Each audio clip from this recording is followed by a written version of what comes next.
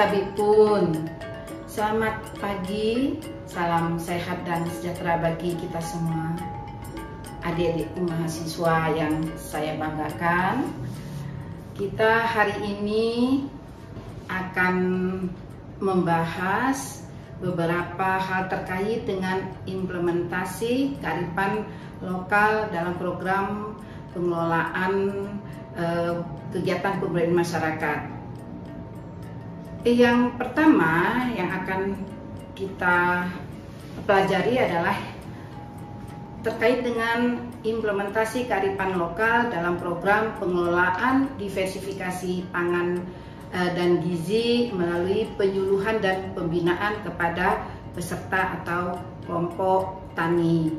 Kemudian yang kedua, kita akan mempelajari implementasi kearifan lokal dalam program makanan tambahan untuk anak sekolah yang disebut dengan PMTAS.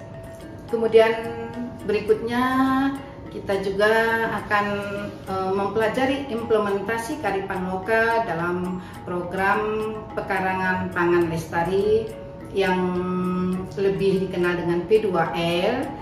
Dan juga kita akan mempelajari implementasi kearifan lokal dalam program aksi Desa Mandiri Pangan, ya, atau disebut dengan Proksi Demapan, serta salah satu contoh juga implementasi kearifan lokal dalam program Ragem Sai Mangi Wawai RSMW. Baiklah adik-adikku, kita bersama-sama melihat materi yang akan kita pelajari pada hari ini. Baiklah adik-adik, kita mulai saja ya. Kita ingin mempelajari implementasi kearifan lokal dalam pengembangan masyarakat. Materi ini dibagi menjadi dua ya. Pada hari ini kita akan mempelajari implementasi kearifan lokal dalam program pengelolaan diversifikasi pangan dan gizi melalui penyuluhan dan pembinaan kepada peserta atau petani, dan implementasi kearifan lokal dalam program PMTAS serta pekarangan pangan lestari atau P2L. Sedangkan materi implementasi kearifan lokal dalam program ASI Desa Mandiri Pangan serta kearifan lokal dalam program Ragam Sai Mangi Wawai itu kita akan lanjutkan minggu depan.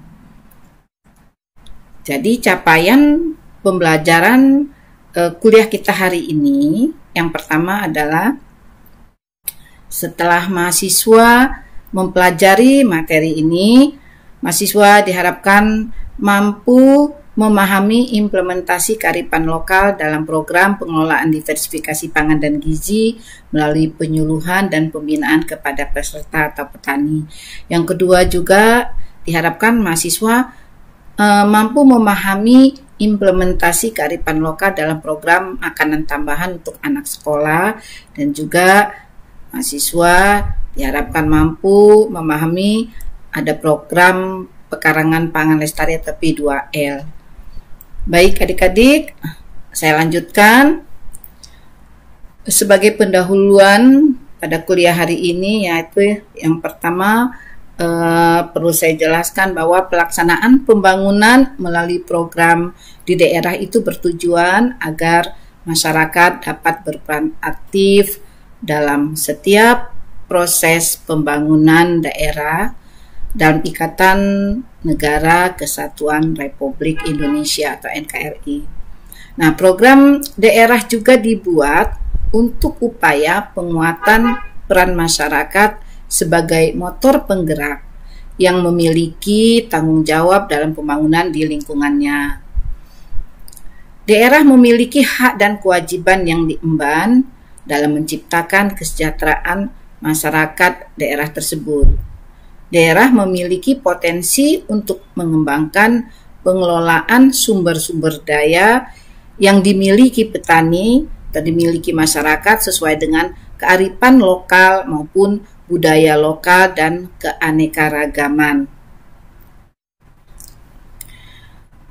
Pengalaman berbasis kearifan lokal pada kegiatan pengembangan masyarakat itu, seperti yang saya katakan tadi, kita akan melihat pertama adalah program pengelolaan diversifikasi pangan dan gizi melalui penyuluhan dan pembinaan kepada petani. Program pengelolaan diversifikasi pangan dan gizi ini melalui penyuluhan dan pembinaan kepada petani ini dilakukan oleh perguruan tinggi yang merupakan suatu program pengentasan kemiskinan. Yang penyelenggaranya pada saat itu adalah pengelolaan paket teknologi pekarangan oleh perguruan tinggi. Dalam hal ini adalah Fakultas Pertanian Universitas Lampung bekerjasama dengan Kantor Wilayah Departemen Pertanian. Nah, lokasi pembinaan program ditentukan berdasarkan kecamatan miskin dan desa miskin menurut kriteria Bangdes dan Departemen Kesehatan, yaitu berdasarkan tipologi desa, tingkat bawah, kondisi rumah, mata pencarian, pendapatan, dan gizi.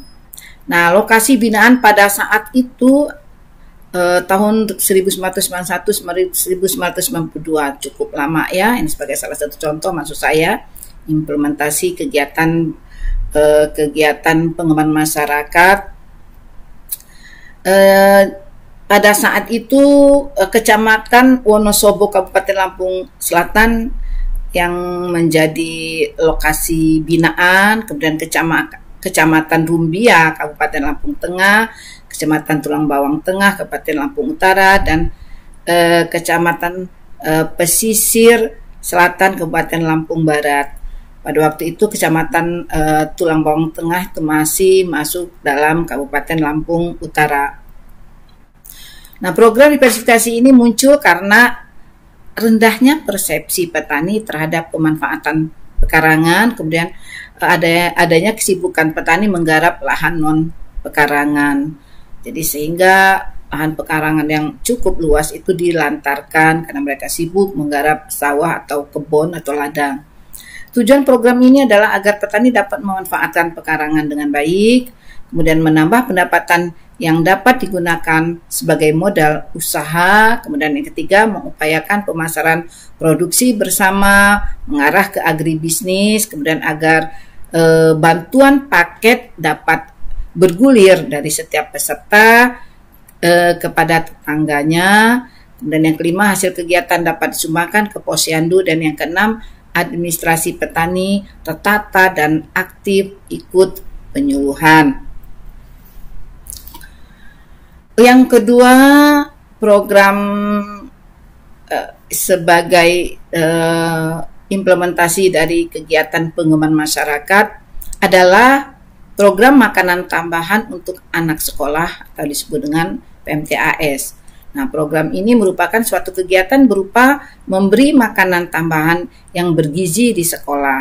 Nah, tujuan program PMTAS ini adalah meningkatkan keadaan gizi anak SD atau Madrasah Ibtidaiyah Negeri dan swasta, kemudian meningkatkan kesehatan anak khususnya gangguan infeksi cacingan. Kemudian yang ketiga, mendorong pemanfaatan pekarang rumah dan sekolah, mendukung program IDT, Impres Desa Tertinggal, dengan menghidupkan ekonomi desa dengan memanfaatkan produk pertanian setempat untuk PMTAS. Pada saat itu adalah program IDT ya yang ada.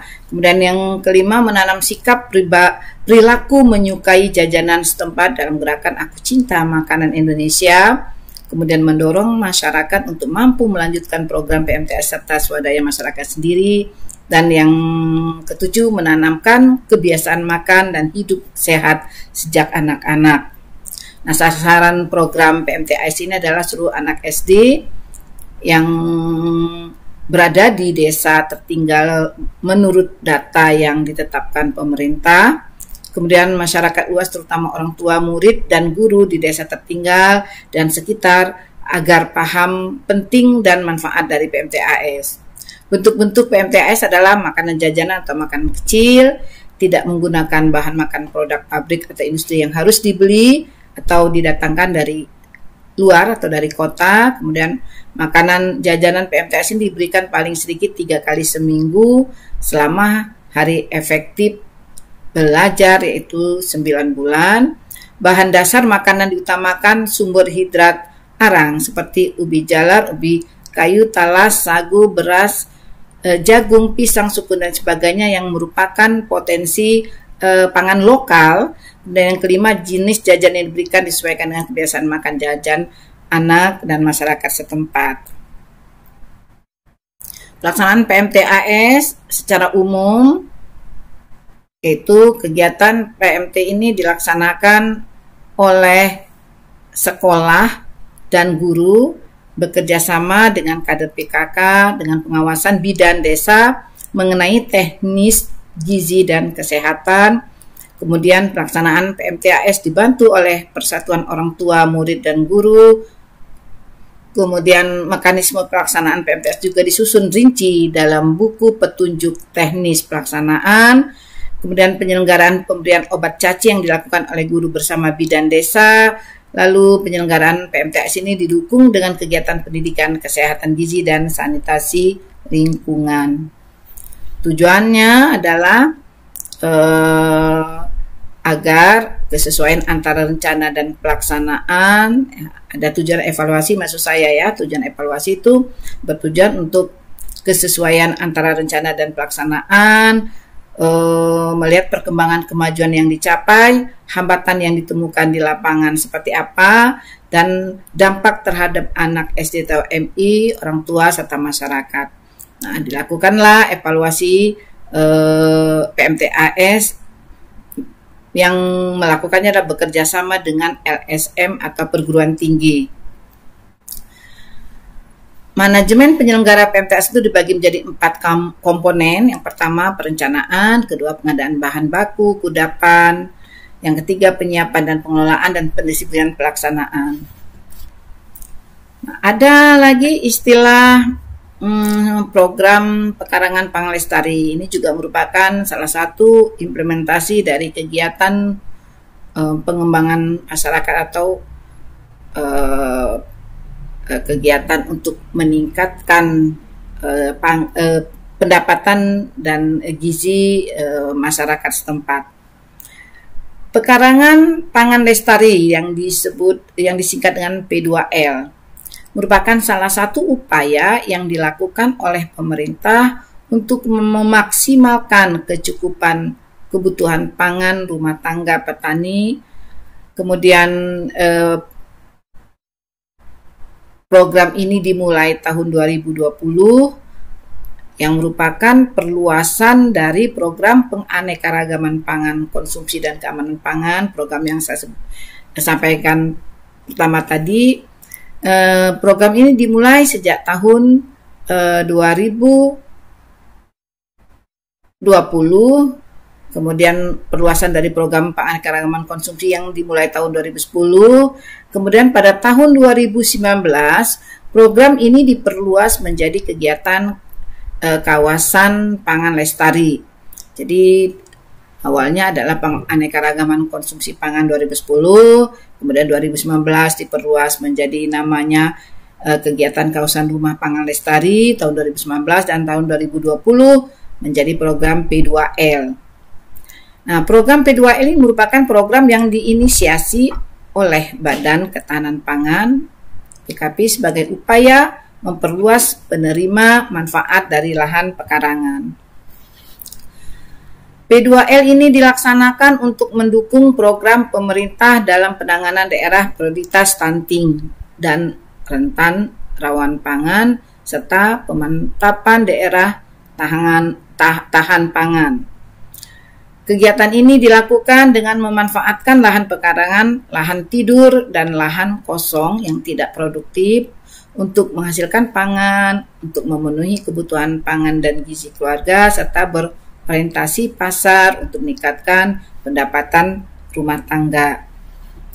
Tujuan dari P2L menurut Badan Ketahanan Pangan Kementerian Pertanian yang pertama adalah meningkatkan ketersediaan meningkatkan aksesibilitas dan pemanfaatan pangan untuk rumah tangga sesuai dengan kebutuhan pangan yang beragam, bergizi, seimbang, dan aman.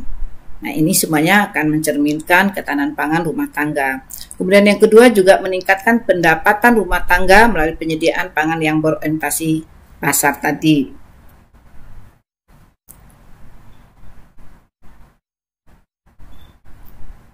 Nah, program yang berbasis pada pekarangan telah banyak dikembangkan ya sejak dahulu ya. Namun sejauh ini belum bisa dilihat adanya program yang berhasil secara luas. Nah, sasaran dari program ini adalah 1.500 kelompok penerima manfaat pada tahap penumbuhan dan 2.100 kelompok penerima manfaat pada tahap pengembangan.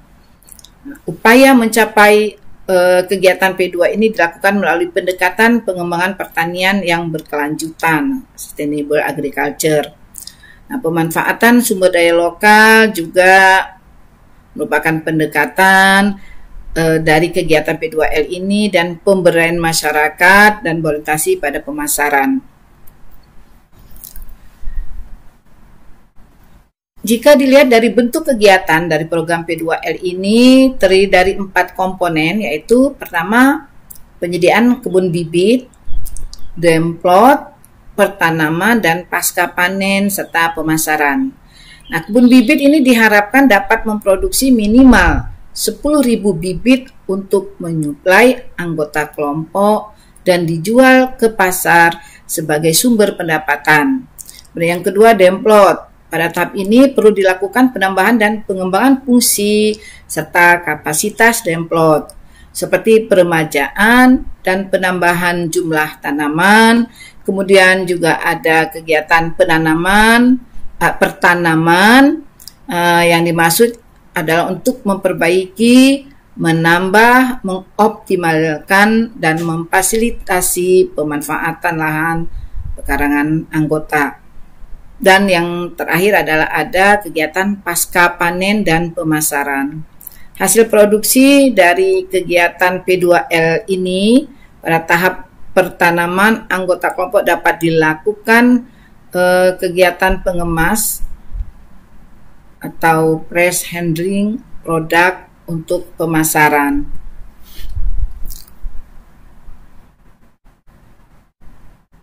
Nah, di Provinsi Lampung, salah satu wilayah di Indonesia juga ya menjadi sasaran program P2L ini di Lampung dimulai tahun 2011 dengan nama KRPL. Wilayah ini menjadi salah satu kabupaten atau kota prioritas penurunan stunting pada anak balita yang dikeluarkan oleh Bappenas atau daerah prioritas penanganan rentan rawan pangan atau daerah pemantapan tahan pangan berdasarkan peta Food Security Vulnerability Atlas atau FSVA. Hasil penelitian di Kabupaten Tubaba oleh Pujiana 2020, KRPL ini memberikan dampak pada pemenuhan pangan dan gizi keluarga, mengurangi pengeluaran konsumsi sayur-sayuran, umbi-umbian, ternak maupun ternak lele, ikan lele, dan juga meningkatkan produksi sayuran meskipun belum mengubah pola konsumsi serta menyumbang pendapatan sebesar 35,6% terhadap pendapatan rumah tangga. Baiklah adik-adik, sebagai penutup materi saya pada hari ini, yang pertama, pelaksanaan pembangunan melalui program di daerah bertujuan agar masyarakat dapat berperan aktif dalam setiap proses pembangunan. Ini dibuat sebagai upaya penguatan peran masyarakat sebagai motor penggerak yang memiliki tanggung jawab dalam pembangunan di lingkungan masing-masing.